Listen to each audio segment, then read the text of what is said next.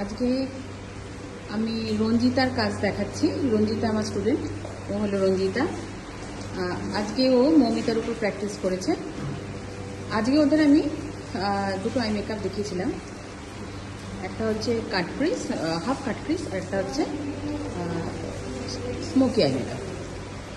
তা ফার্স্ট ডেতে দেখো এইটা করেছে হচ্ছে হাফ কাট ক্রিজ। আমি বলবো খুবই ভালো হয়েছে ফার্স্ট ডে তুলনায়।